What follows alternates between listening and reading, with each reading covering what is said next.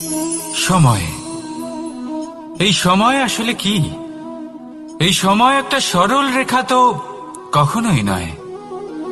সময় হলো একটা চক্র, যেখানে এর আদি সেখানেই হলো এর অন্ত, আর যেখানে তা শেষ হয় সেখান থেকেই তার শুরু হয়। এই সময় একটা অত্যন্ত বিচিত্র চিন্তা, বিচিত্র ভাবনা, একটা বিচিত্র বস্তু যা কেউ বুঝতে পারেন না। এই সময়ের লীলা, এর কোনো প্রমাণ নেই, কোনো জ্ঞান নেই, কোনো পরিমাপ নেই। শুধু এটুকু আমরা জানতে পারি, যেখানে শেষ হবে সেখান থেকে একটা নতুন সূচনাও হবে।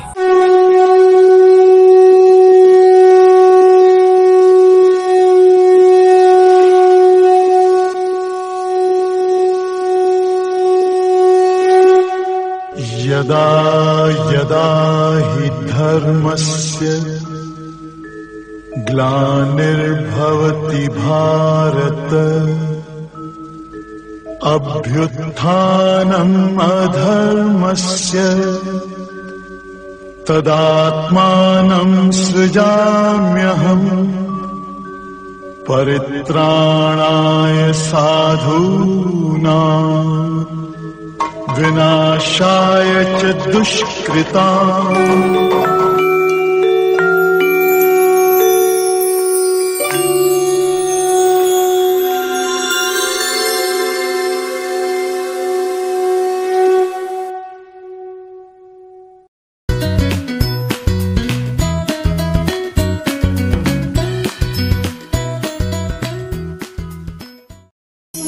সময়, এই সময় আসলে কি?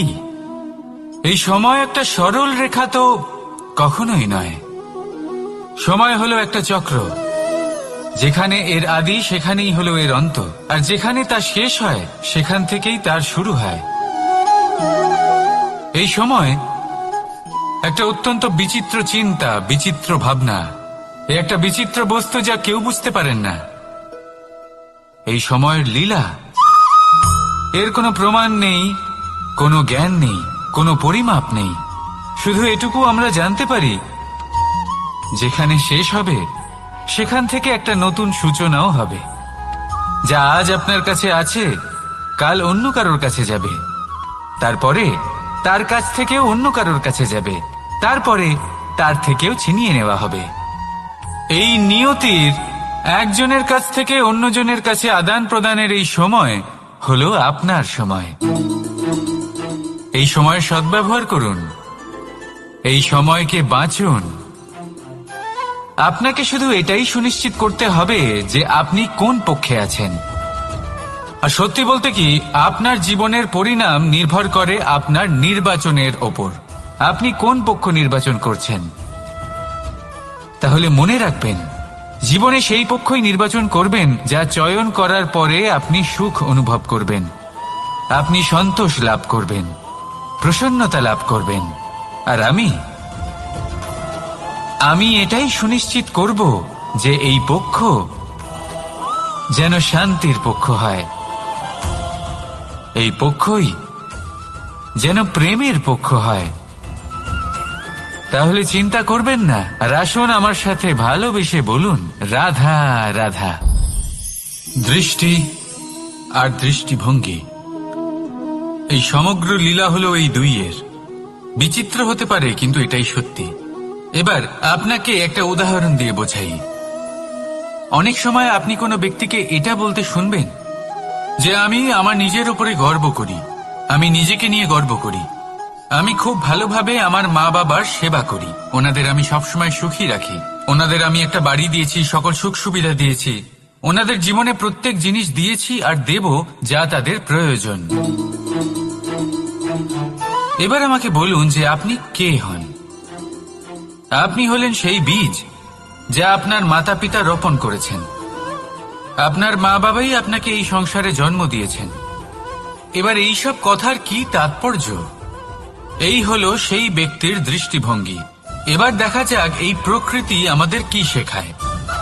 কখনো কোনো গাছকে দেখবেন, যখন সেই গাছে ফল আসে, সে মালিকে এটা বলে না যে দেখো আমি তোমাকে ফল খেতে দিচ্ছি। সেই বৃক্ষ এটা বলে না যে দেখো আমি তোমায় আহার করতে দিচ্ছি। কারণ ও জানে যে এটা হলো সেই মালির পরিশ্রম, এটা হলো তারই কর্মের ফল, আর এটা তারই পাওয়া উচিত। সে বলে যে তোমার জিনিস তোমাকেই অর্পণ করলাম, এ আমার জিনিস নয়। ও জানে সেই মালির গুরুত্ব আসলে কি, এটা হলো তার দৃষ্টিভঙ্গি। সেই জন্য আপনি জীবনে কোন ব্যক্তির মধ্যে, কোন পশু পাখির মধ্যে, কোন প্রাণীর মধ্যে, কোন পরিস্থিতিতে, কোন আবেগের মুহূর্তে কি দেখতে পাচ্ছেন, সেটা আপনার দৃষ্টিভঙ্গির উপরে নির্ভর করছে। তাই নিজের মনে ধনাত্মক ভাব জাগ্রত করুন, শুভ চিন্তা নিয়ে আসুন। এই ভাবনাই সত্য হয়ে সামনে আসবে। এই দৃষ্টিভঙ্গি এমন হয়ে যাবে যে আপনার জীবনে সবকিছুই শুভ হবে।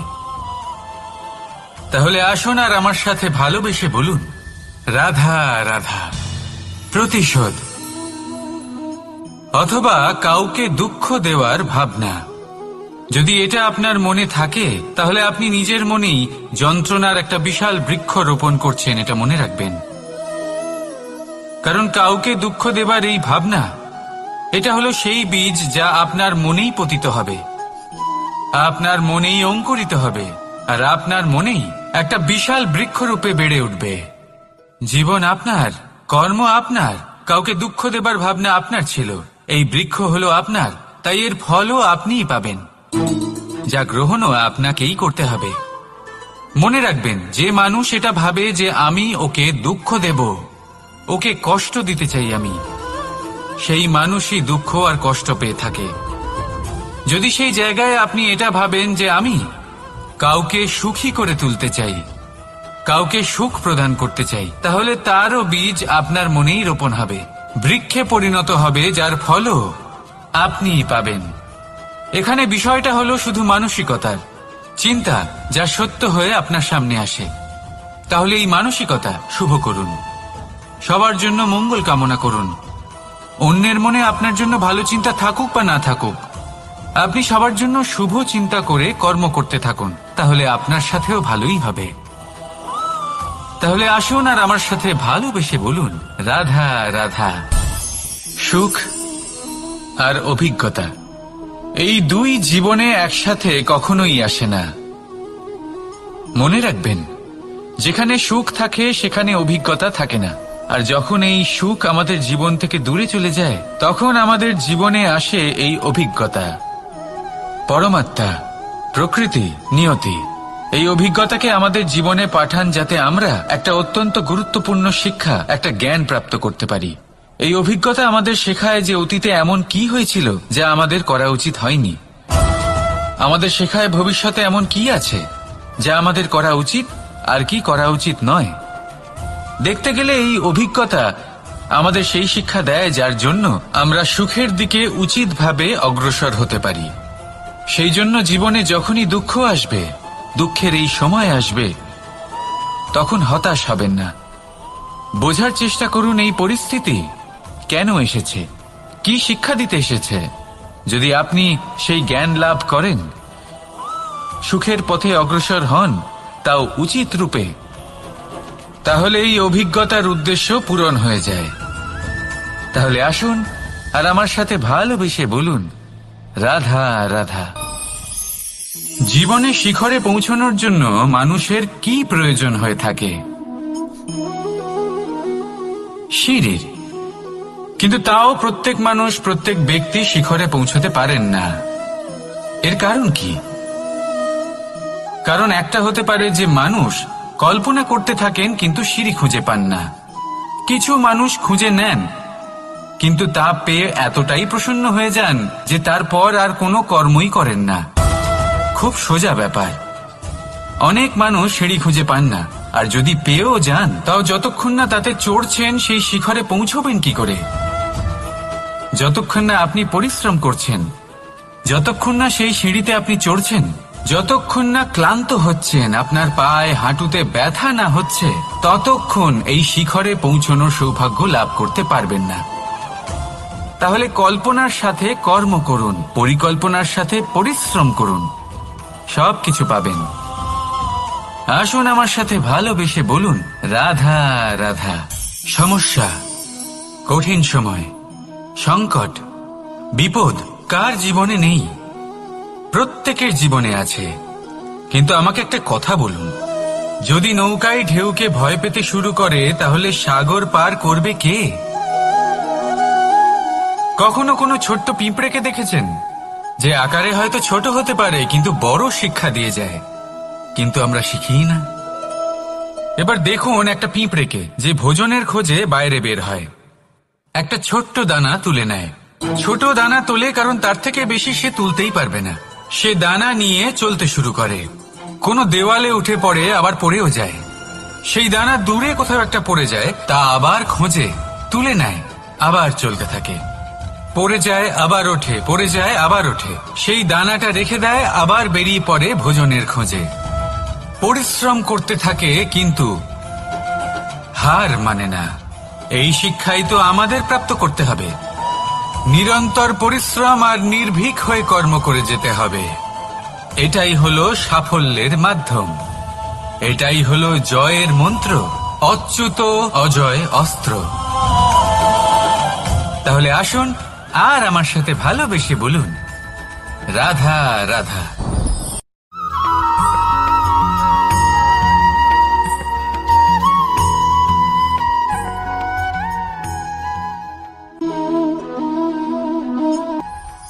কর্ম এবং ফল।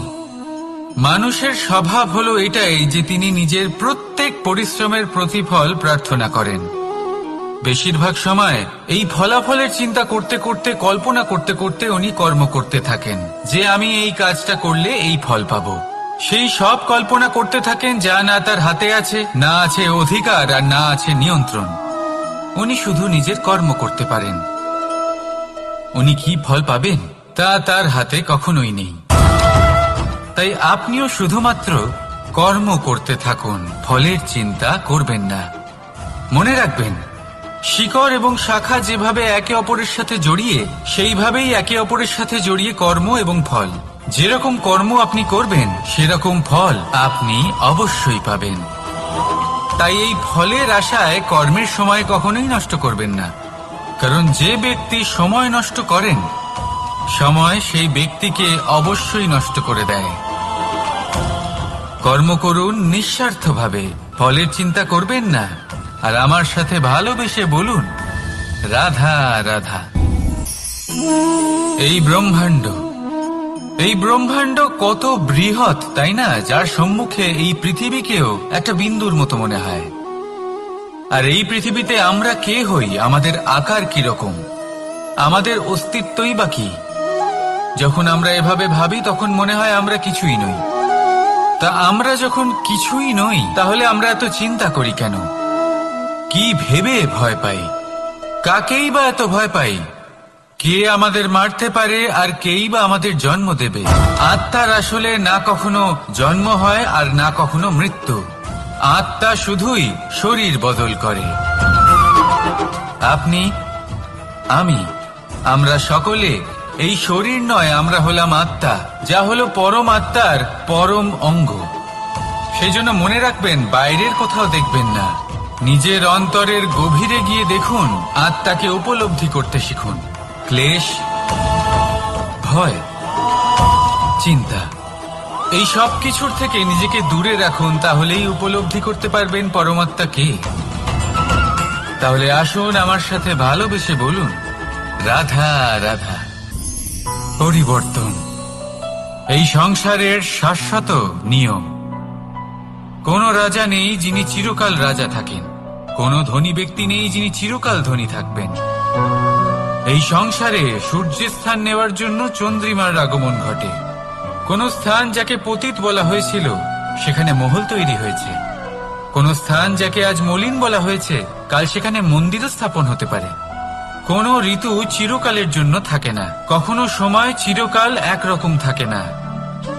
আজ যা আপনার কাছে রয়েছে কাল অন্য কারোর ছিল। আজ যে আপনার কাছে রয়েছে কাল তা অন্য কারোর কাছে চলে যাবে। আপনার সাথে কিছু থাকলে তা হলো আপনার কর্ম, কিন্তু সেই কর্মের পরিণামও আপনার নয়।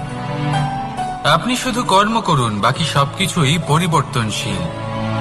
কিন্তু সেই পরিবর্তনকে দেখে ভয় পাওয়ার প্রয়োজন নেই, তাকে স্বাগত জানান।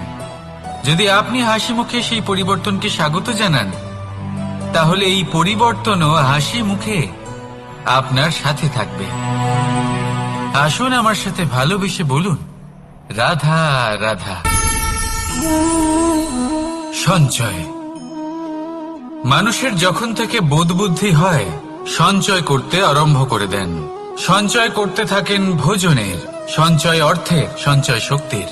নিজের জন্য করেন, নিজের পরিবারের জন্য করেন, নিজের স্ত্রীর জন্য করেন, সন্তানের জন্য করেন, সন্তানের সন্তানের জন্য সঞ্চয় করেন।